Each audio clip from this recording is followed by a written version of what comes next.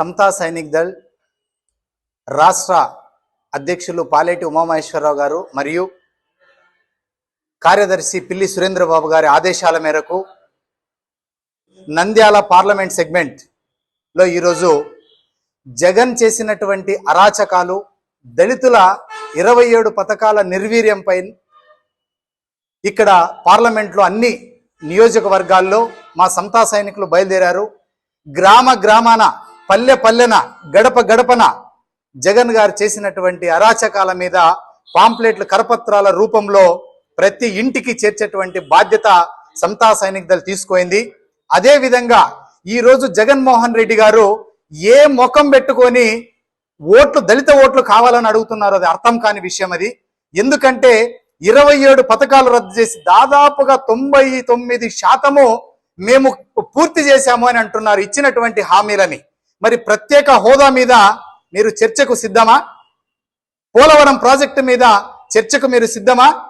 సంవత్సరానికి 2 లక్షల job calendar మీద మీరు సిద్ధమా చర్చించడానికి? ఆలోచన చేయాలి. సామాన్య ప్రజానికానికి మేము తెలియజేసేది ఏంటంటే, ఓటు హక్కు వజ్రాయుధం కన్నా విలువైనది. ఓటు హక్కు వినియోగించుకున్నటువంటి సమయం ఆసన్నమైంది. సామాన్య ప్రజలు ఖచ్చితంగా ఆలోచన చేసి ఓటేయండి. ఎందుకంటే ఈ ప్రభుత్వము దాదాపుగా దళితుల వ్యతిరేకిగా, దళితులను తొక్కి రెడ్ల పరిపాలన తీసుకురావాలన్నటువంటి ఆలోచనతోనే ఈ యొక్క పరిపాలన సాగింది ఇన్ని రోజులుగా. ఒక్క విషయాన్ని గుర్తు చేస్తున్నాం. 90 పథకాలకి, సంక్షేమానికి, అభివృద్ధికి కూడా తేడా తెలియనటువంటి జగన్మోహన్ రెడ్డి గారు మీరు ఏ రకంగా అభివృద్ధి చేయాలి, మేము ప్రభుత్వం అధికారం కావాలని అడుగుతున్నారనేటువంటి విషయాన్ని మేము తెలియజేస్తున్నాము. ఖచ్చితంగా ఈ పరిపాలనలో మేము దళితులే నష్టపోయింది. మెజారిటీ ఉన్నటువంటి దళితులనే మోసం చేసినటువంటి మీరు పరిపాలన ఏ విధంగా చేస్తారో జనాలు, సామాన్య ప్రజలందరూ కూడా, రాష్ట్ర ప్రజలు గమనిస్తున్నారు. మీరు ఓటమి భయంతోనే గుళకరాయి డ్రామాని మళ్ళా బయటికి తీసుకొని వచ్చారు. మీ డ్రామాలతోన ఇక మీ ఆటలు సాగవని కూడా సమతా సైనిక్ దళ్ హెచ్చరిస్తుంది. మీ యొక్క పతనానికి నాంది వేసిందే సమతా సైనిక్ దళ్.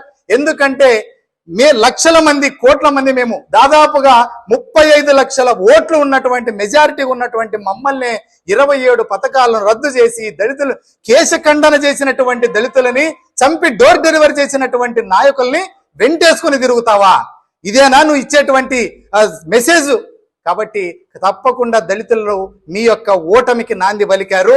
రాబోయేటువంటి ఎన్నికల్లో మీకు బుద్ధి చెప్పడానికి కూడా సమరశంఖాన్ని పూరించారు.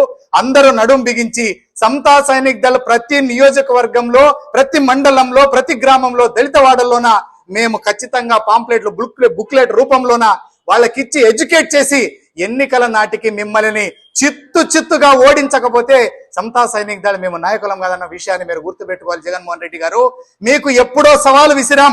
మీ యొక్క అభివృద్ధి మీద 0% అభివృద్ధి అనేది లేకుండా సంక్షేమం కేవలం అమ్మఒడి ఇస్తే అభివృద్ధి, రాష్ట్ర అభివృద్ధి ఆలోచన చేయాలి. మీరు 9 పథకాలు ఇస్తే అభివృద్ధి ఆలోచన చేయాలి. మీరు ఎన్ని ప్రాజెక్టులు తీసుకొచ్చారు రాష్ట్రానికి, ఎన్ని పరిశ్రమలు తీసుకొచ్చారు రాష్ట్రానికి?